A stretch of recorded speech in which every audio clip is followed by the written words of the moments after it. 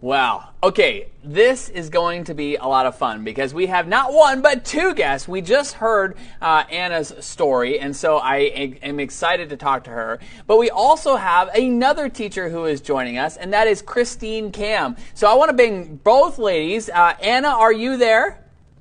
I'm here. Hey guys, how are you? Yeah. Okay, and awesome. And Christine, are you there as well? Hi guys, I'm here too. Bonjour tout le monde. Awesome. Okay, so I'm going to go back and forth. So first I want to start off with you, Anna. So Anna, what were you teaching? We know you were a teacher, but what were you teaching? Yeah, I was a teacher for 23 years. I taught second grade for actually 21 years. Of those 23 years, I was a second grade teacher. And you know what was funny? Last year, I think we actually had one of your students who also joined Tribe, who was one of your grade 2 students, like way back in the day, which was pretty amazing. Actually, I think it was the mother of one of my students. Oh, that's Lisa. right, the mother of one of your students. You're right. Yeah, they're like, I know Mrs. DiGilio, and I was like, what? That's crazy. Yeah, small world. Small world. Okay, and so I want to throw it over to Christine. Christine, can you give us a little update in terms of like who you serve? Because I noticed there was an accent there when you introduced yourself. So let us know like who you serve and what was your teaching background? Okay, well, I taught French. I started teaching French. I was never even going to be a teacher. And there I was teaching French, and I stuck at it for 35 years, and I loved absolutely every minute of it. But my dream was always to come and live in France.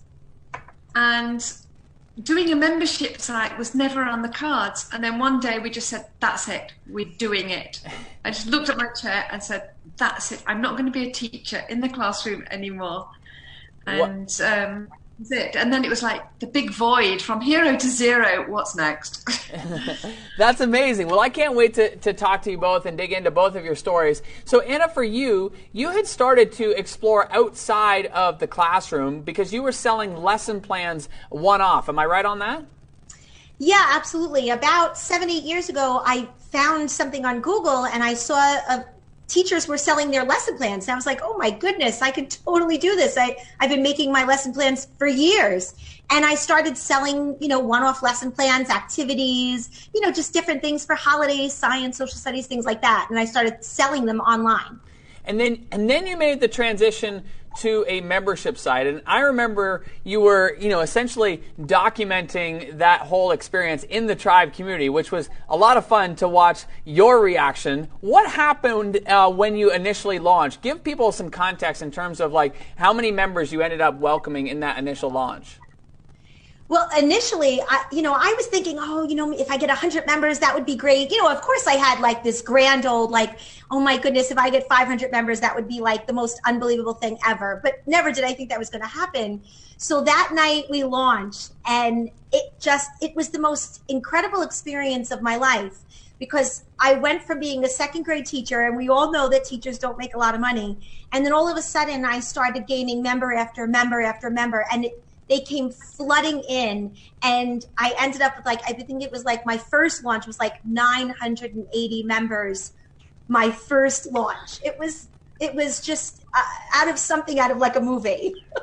That's crazy. And I want to talk to you about what's happened since. And Christine, one of the things that I love about your story is that you started with a very small group of people initially. So let's talk about that, because you started with a beta launch, and talk to me about the experience of working with a smaller group of people, especially right at the beginning. How did that help you inform what you were going to do inside of your membership?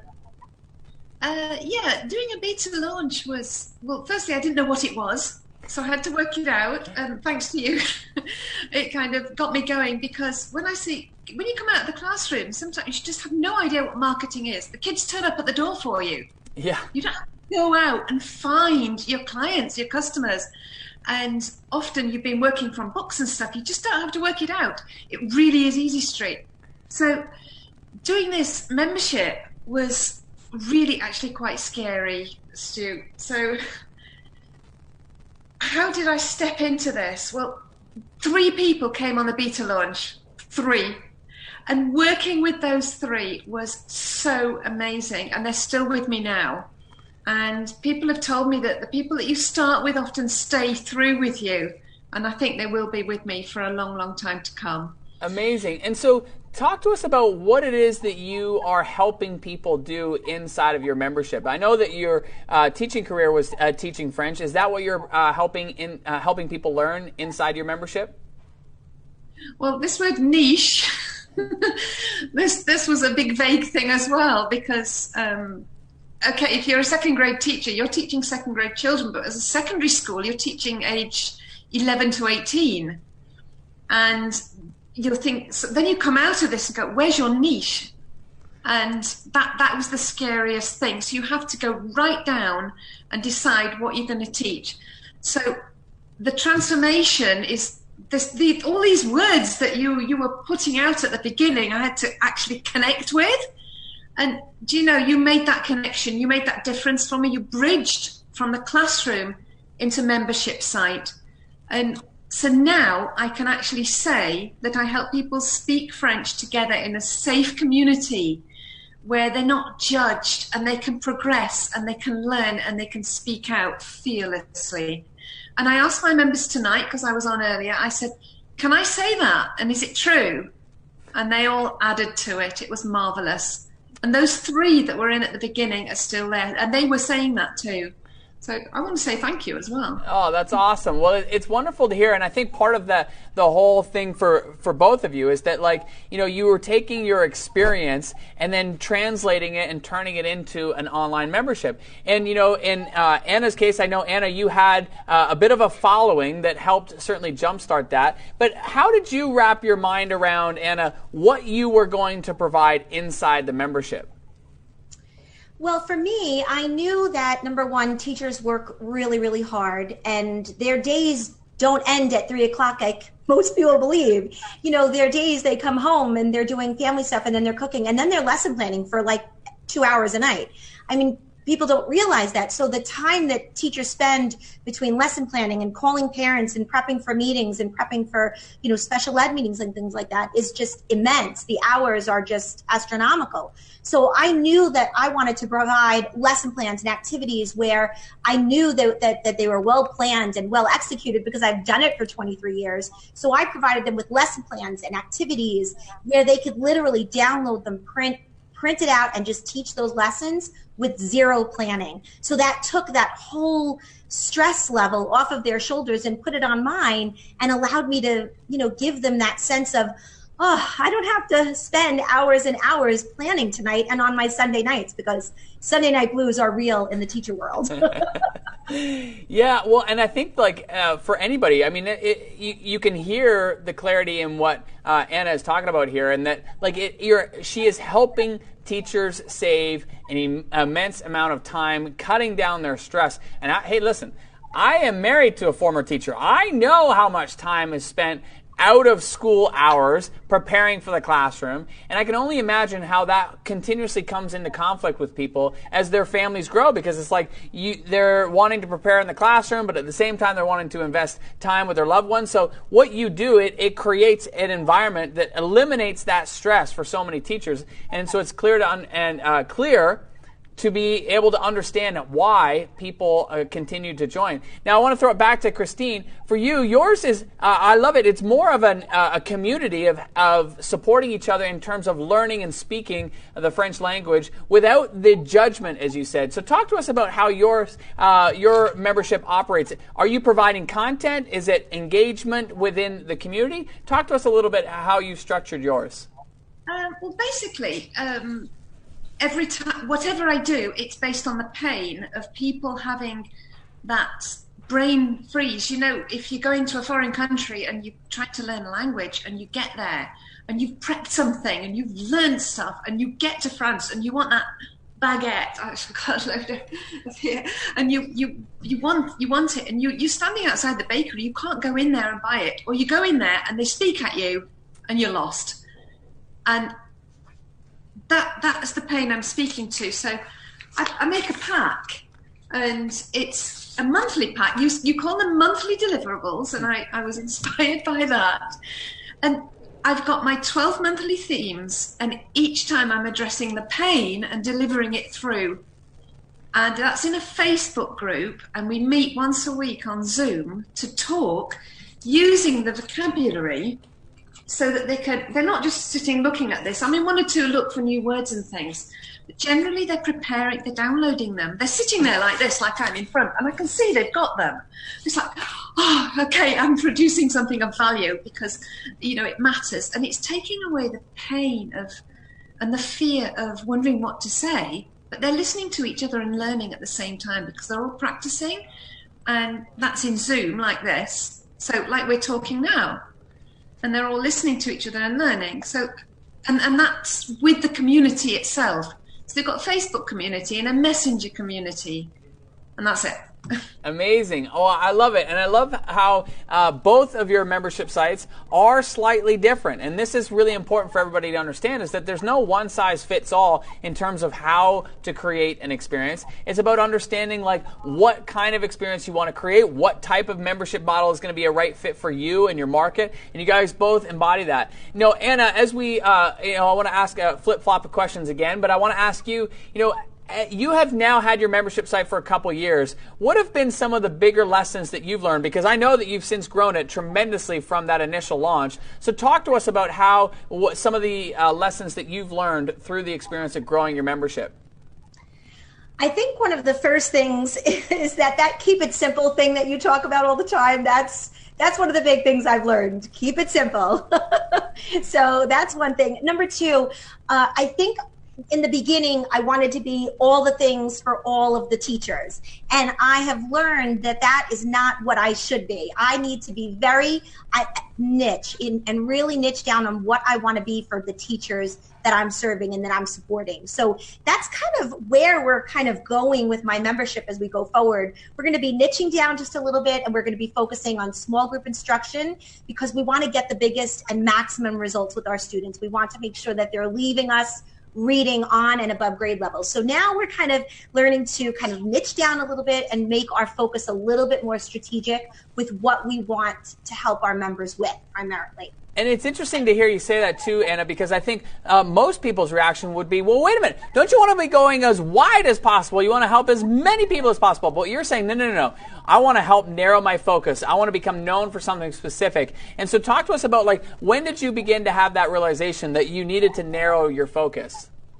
I have to tell you, it wasn't that long ago. So this was kind of recent because I found as my business has exploded to the level that it's at, I found that it's too much for me. I can't handle being all the things to all the people. It's too much for me to handle. So I knew that I was very, very passionate about small group instruction with reading and math.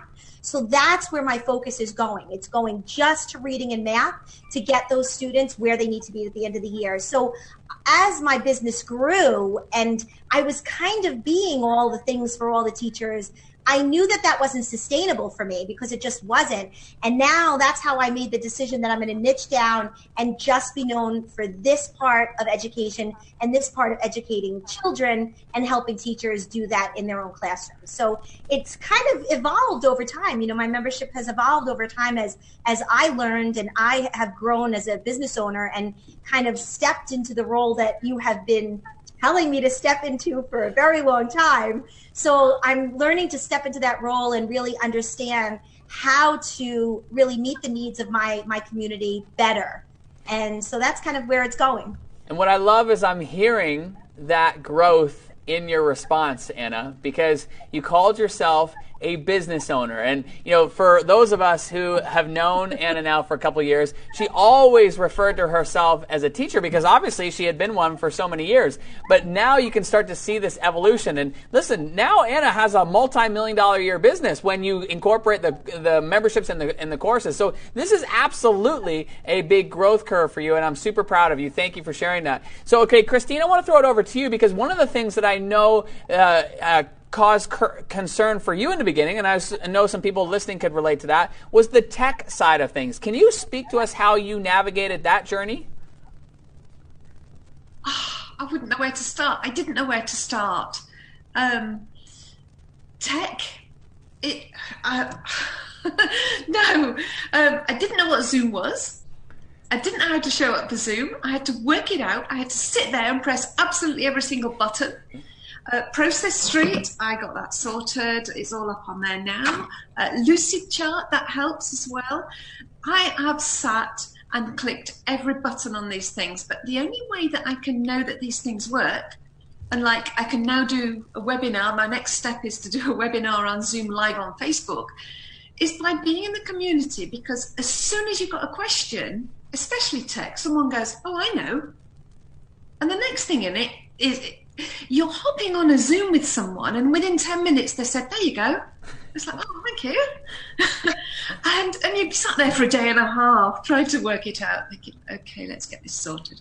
Because it's not that I'm afraid of tech or anything. It's just that the tech that's needed to do things this way around, instead of all the things that you're used to, takes time to learn.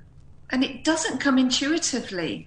And the nice thing is that you can't just go solo on it. It's just not going to happen.